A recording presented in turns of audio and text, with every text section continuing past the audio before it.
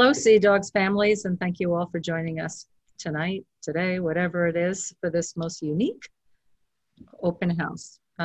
This portion is just to introduce you to who we are. The rest of the format will tell you a little bit about the social emotional learning your child will be experiencing as well as academic. I'm Jackie Mazzella. I teach language arts. Hi, I'm Elizabeth Daly. I'm the substitute for Stacy Jorgensen in social studies.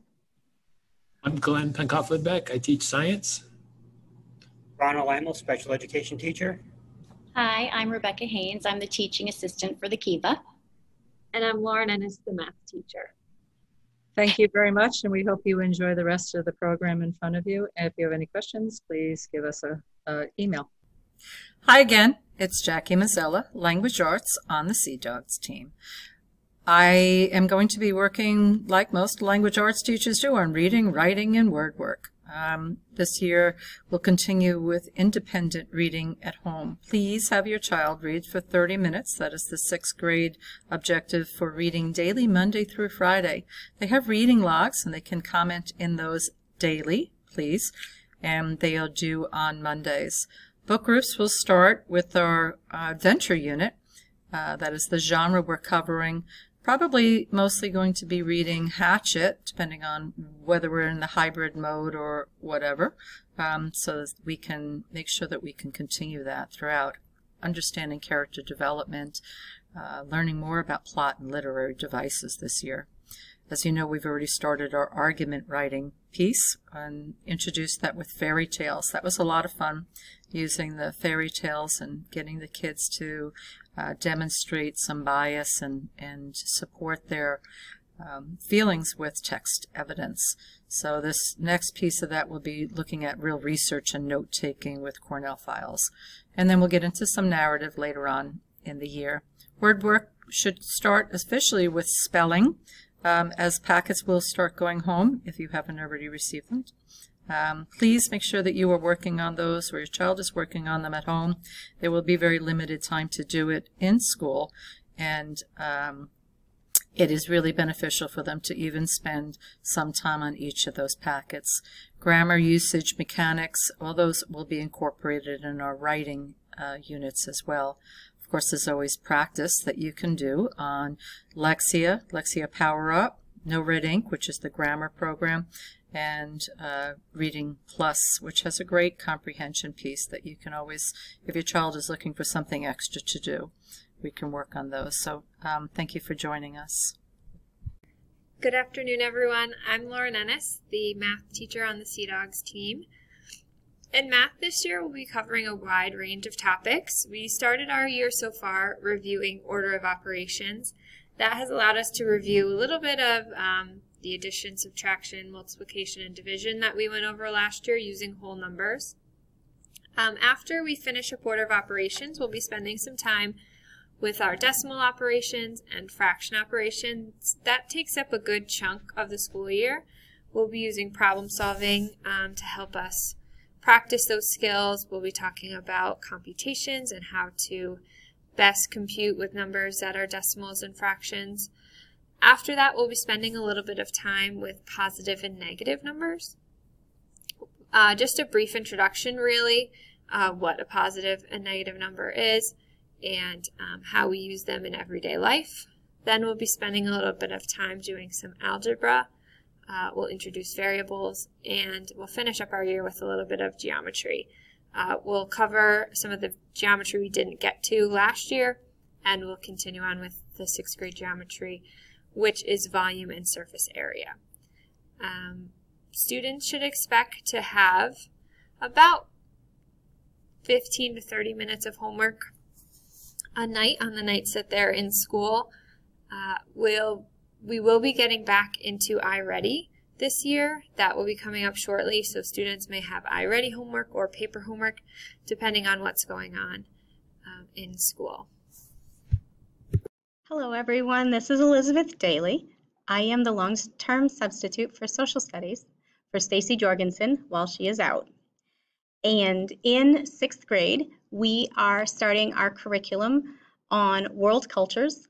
We are starting to shift our attention to outside the United States, and we are beginning with our geography skills and moving from remembering and reviewing geography skills, building on those to look at world culture and defining the elements of culture. And as we move forward through that, we are working on our reading comprehension of nonfiction, articles, current events, forming and evaluating opinions about culture, about current events. We're working on our note-taking, our summarizing, our writing, and what our perspective is when we look at the world. Elements of how we do this, we're looking at National Geographic as a resource, not the magazine, but actually the textbook. I have received training, as has Ms. Jorgensen, on using the Nat Geographic, Nat Geo textbooks, and that is actually an online program, which is fantastic for our students. And we'll be working with worksheets and maps and culture and lots of elements in social studies as we move forward to look at our own cultures, world culture, and then our focus will shift to Asia and African cultures as well. Thank you. Hello, Seadog parents. This is Glenn Penkoff-Lidbeck, welcoming you back to another fun year, I hope, with Seadogs and science in the year 2020. 2020. Now, shouldn't that be something that should be straightforward and clear? Has this year been anything like that at all? I don't think so. But we're going to try to make it better for your children to focus on school. And in my class, we're going to focus on 3 main topics this year, and I'm going to share those with you right now. So energy is the thread that connects all the different units that we do in 6th grade. We began, of course, with weather. We've been focusing on the concept of density, or changes in density that generate the winds, the ocean currents that drive the movement of heat around our planet. That uneven heating of the Earth's surface is what causes weather. And we'll look, of course, at the be able to interpret a forecast map like you see on the screen, so that they can students will be able to basically make a forecast 1 to 3 days in advance based on a typical chart like this of what our weather will be. We'll look at some of the foundational concepts, like how a cloud forms from water vapor, how a raindrop ultimately forms around a speck of dust. And we'll look at all those elements that lead to ultimately the big kahuna of storms, the hurricane. We'll focus primarily on Hurricane Katrina as a resource and follow a documentary that which we learned a lot about what went wrong and what went right about how to deal with a hurricane. Having just gone through, experienced a tropical storm, I think students will be particularly interested in seeing how that continuing force of wind can be so destructive and how we can prepare for it. And the last part of this unit is we take these terms, 31 terms associated with weather and or the hurricanes, and they create a concept map using the 31 words to, and in this case, they use a flowchart program to basically reconstruct and tell what they've learned from all this by showing this concept map of how the development of a hurricane comes about. Following that, we will go on to our next unit, which is waves, mechanical waves and electromagnetic waves, all-encompassing waves. So everything from ocean waves and the force that energy that they carry, potential energy that they carry, and then transition to sound waves, which are also mechanical waves. The students will do a number of hands-on activities, but also will be able to actually build a speaker. And lastly, we will then look at the electromagnetic spectrum. And we are fortunate to have access to a terrific real-world site, a real first-class site known as the JASON Learning from jason.org, which is a resource that was originally developed by Dr. Robert Ballard, the discoverer of the Titanic, an even cooler website that we'll use. In this case, 3 different missions, they call them, that we start with ocean waves, and then we transition to sound, and finally to light and other forms of electromagnetic wave spectrum. In the springtime, we'll continue with energy flow, looking at how it makes its way through matter. Finally, we will do a shared experience research project if we have time. That's why it's to be determined, which involves working with Mrs. Voidovich of the Media Center to work on 2 weeks of learning how to do research in books and online, particular focus on how to use the search engines using keywords to narrow down what you're looking for. In the meantime, I look forward to the year with your students, and now turn it over to Mr. Limo for the next part of our presentation. Good afternoon, everyone. I'm Ronald Limo. I'm the special education teacher for the team. In special education, we have a co-teaching model. So I co-teach a language arts class, and I co-teach a math class. In both classes, we can do whole group instruction, or we can also break out into smaller groups to meet students' individual needs. In the resource room, we basically focus on reading, writing, mathematics. In reading, we can focus on comprehension, decoding, and fluency. Writing, we often focus on spelling, grammar, punctuation, usage, and also written expression. In math, we can focus on computation and problem solving. We help the kids with their organization and help them with their study goals. If you have any questions, please contact me at any time. You can email me or you can call me directly. Thank you very much. So just a brief overview of some of the other programs we have going on in school when the students are in one of their classes or life arts. One of them is Flex. Flex is now a 45-minute period. Flex is set up for small group instruction, either reteaching or enrichment sorts of activities. It's a fluid group. It changes a couple times throughout the year depending on the student's needs. Right now the students are reporting to their class 1 for Flex, and they are working on a bunch of different sorts of social and emotional learning lessons. We started the year with our PBIS lessons, which went over how to act and behave in certain places in the school, the new rules and protocols that they have to follow due to Corona. And right now we're actually working on a multiple intelligences project. We went over multiple intelligences, which is Howard Gardner's theory, and the students took a quick survey to find out what intelligence best fit them, and then they're working on a little project of their choice based on that survey. Flex groups will change, like I said, a couple times throughout the year based on your child's needs, so keep an eye out for that. The second thing we're putting a lot of focus on this year is social and emotional learning, SEL. In the past, we've had connections group. That is not the case this year, so we're incorporating these connections type lessons into our classes.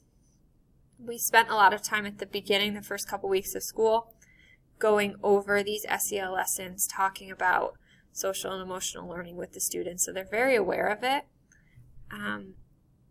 Mrs. Chicaro, who is our guidance counselor, came in to speak with the students as well about social and emotional learning and about how they can get in contact with her if they need to. So the students know how to get there, but there is an ELMS guidance virtual office. It's on the Seadogs page. That's where the students can access it, and this is where the students can set up a time to meet with Ms. Chicaro, whether it's in school or virtually. She is doing virtual meetings as well. All the students have to do is click on Ms. Chicaro, she's the brunette one, and it will bring them to a form to fill out so that they can make an appointment to see her. Unfortunately, we can't just send students down at any time to see her like we could in the past. It's super important that the students have an appointment. So this is a way to help Ms. Chicaro go through and see who needs an appointment. There's also a lot of resources on here from the guidance office.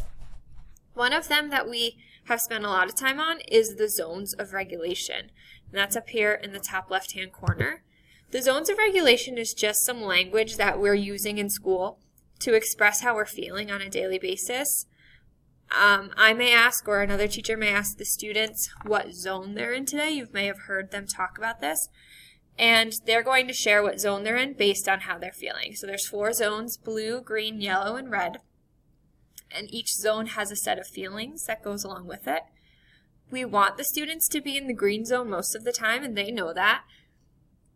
But we also want to acknowledge that it's okay if they're in other zones. So we've been talking about how they're feeling and what they can do to get themselves back to the green zone. So this is also a great resource for the students. They can check this out if they're feeling in the blue zone, and they can see what they can do to kind of help them get back to the green zone. So that's some language we'll be using in school. You probably will hear that at home.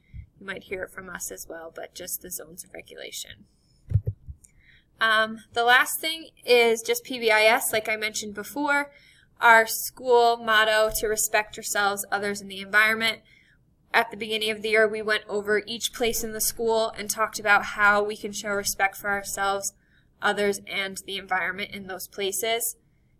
We also talked about how that looks different from last year, how you respect yourself, others, and the environment during this this situation that we're in with Corona. So those are some of the other programs we have going on in school. Hi again. So this slide is parent support. I can't thank you enough for all of the help you gave us in the spring and continue to support our profession, our school, all of the students, the community with all of your help up until and through the coming year. I'm sure will continue. Please continue to be there for your child and help them with some organization with their homework, making sure their homework priorities are organized. I know this isn't easy. I can't even imagine how hard it must be for all you at home. However, a successful child is made through the use of the incorporation of parent support. So please check this Seadogs Kiva, and let me just show you over here this Google Classroom.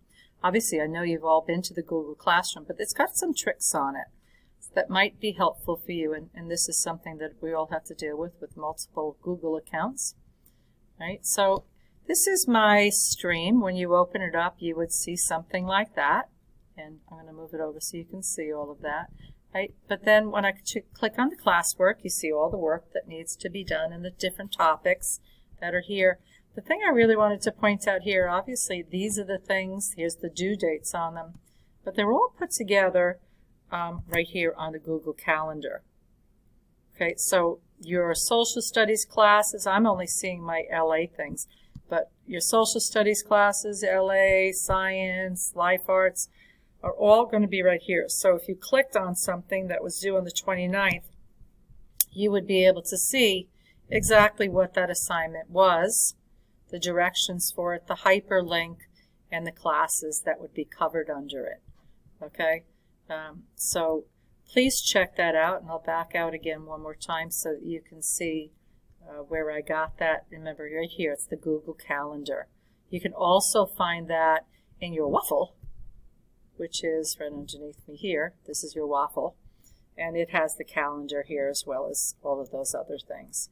All right, so go back to where I was. Thank you again. So what else can families do to help out?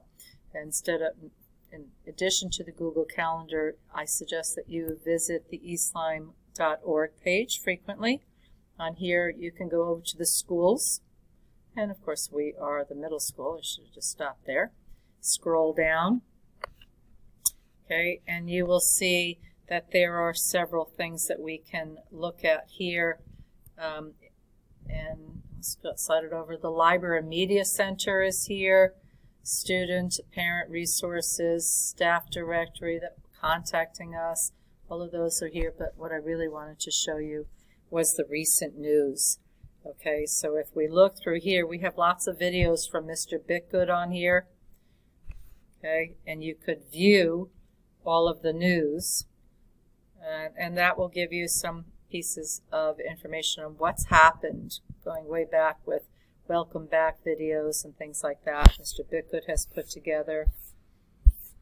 Okay, and some information about protocol. This is a really helpful place. Load more news, and we can go back. Obviously, that's too far back, but very helpful things right there. And I'm going to send us back over to our page over here. Once you have mastered that, of course, looking at Infinite Campus is where those grades will be located. Those are the ones that go into the transcripts and things like that.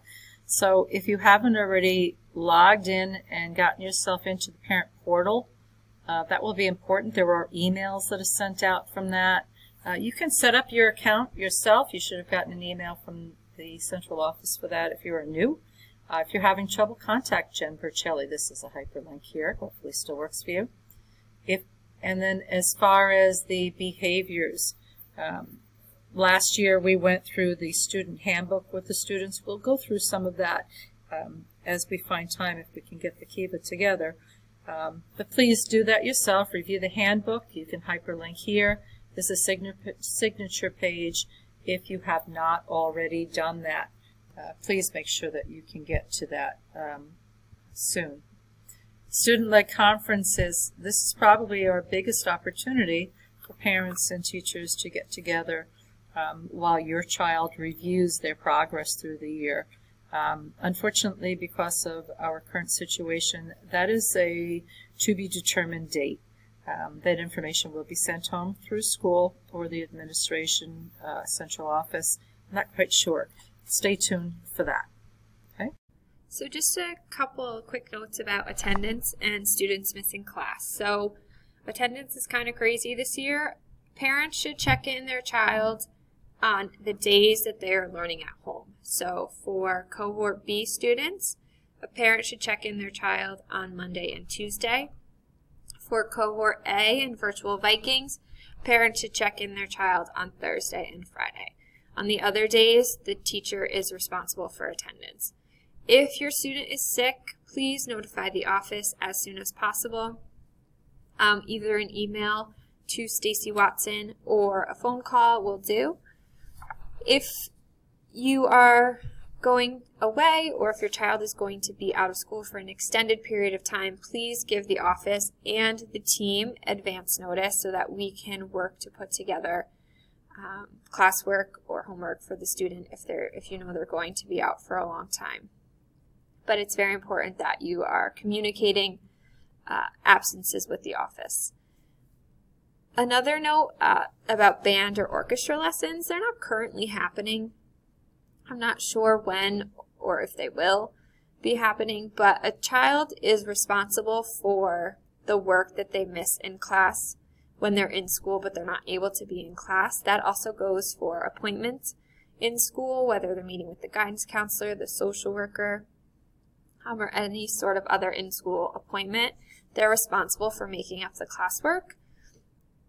It's really helpful if your child talks with the teacher ahead of time to let them know that they have an appointment or they have a lesson and they're going to be out of class, so that we can do our best to give them the work that they may have missed. Thank you so much for taking time out of your busy schedules to view this presentation. We appreciate all the support you've given us at home and in school. Please do not hesitate to reach out to any of us at any point if you have any questions or concerns. Have a great evening.